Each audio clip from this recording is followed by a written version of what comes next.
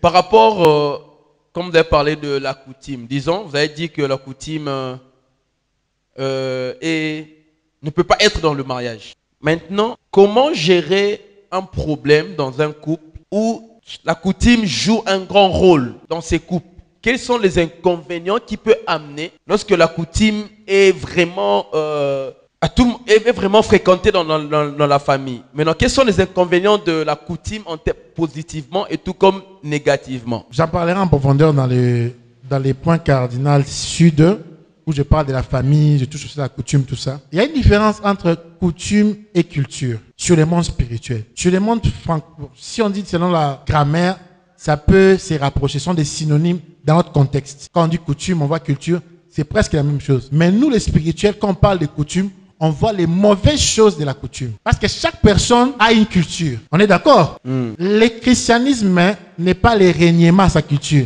La Bible dit que Jésus-Christ était juif. Amen. Et Jésus-Christ faisait des choses selon la culture juive. C'est pour cela quand il est parti le samedi guérir quelqu'un, tel n'est pas juif. Toi, un juif, le sabbat, tu ne fais rien le sabbat. Et il partait même dans les synagogues, il partait lire selon la culture juive. Pourquoi je dis ça? Je vais clarifier que je ne m'attaque pas à la culture. Amen. Tu as une culture Luba, tu as une culture Tetela, tu as une culture Rund, une culture Teke, tout ce que tu veux. Une culture Swahili, une culture Quater, tout ça. C'est ta culture. C'est normal que tu aimes manger les riz si tu es Tetela. C'est normal. Quand je parle de la coutume, je parle des choses attachées à la culture qui sont contraires à la parole de Dieu. Amen. C'est de ça que je parle. Je voulais d'abord clarifier cela. Maintenant, quand tu es attaché à la coutume, ou bien quand vous avez un problème lié à la coutume, la première des choses, c'est regarder, est-ce que cette coutume-là, elle est de Dieu ou elle n'est pas de Dieu? Si elle n'est pas de Dieu, les choses sont claires, vous laissez tomber.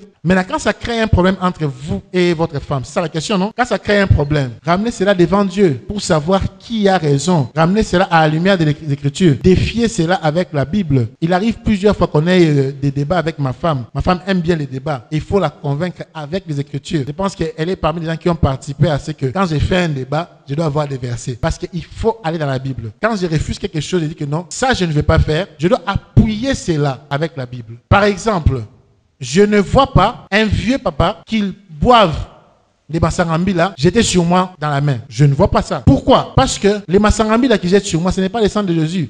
Dans Apocalypse 12, ils l'ont vaincu à cause du sang de Jésus. Je ne peux qu'être versé le sang de Jésus. Tout ce qui est au contraire, le sang de Jésus, c'est démoniaque. C'est clair. C'est clair que quand je suis né de nouveau, on ne doit plus me retrouver dans certaines rites qui défient le sang de Jésus. C'est simple. Quand on dit que l'homme est le chef de la femme, automatiquement le chef de la maison. Mais quand un homme fait de sa mère le chef de sa famille, c'est contre la Bible. Même si dans votre culture, la femme n'a rien à dire. Mais si votre culture, la femme n'a rien à dire, et que la Bible fait de la femme comme l'ami de l'homme, comme son aide semblable, automatiquement votre culture est contre la Bible. Tu ne vas pas suivre ça. Tu n'as pas épousé une casserole, tu n'as pas épousé un esclave, tu as épousé une amie et tu dois l'aimer. Quand tu l'aimes, tu dois l'écouter. Voyez là où la différence commence à venir. Des choses comme ça. Tout ce qui est contraire à la Bible, même si c'est culturel. Oui, pas nabiso. On entend à la tribu, c'est parce que c'est dangereux. Maintenant, quand on dit les tribus, ça passe à la télévision. Et puis, même si je parle de ma propre tribu, on risque de m'attaquer. Donc, voyons, pour je ne pas citer les tribus ici.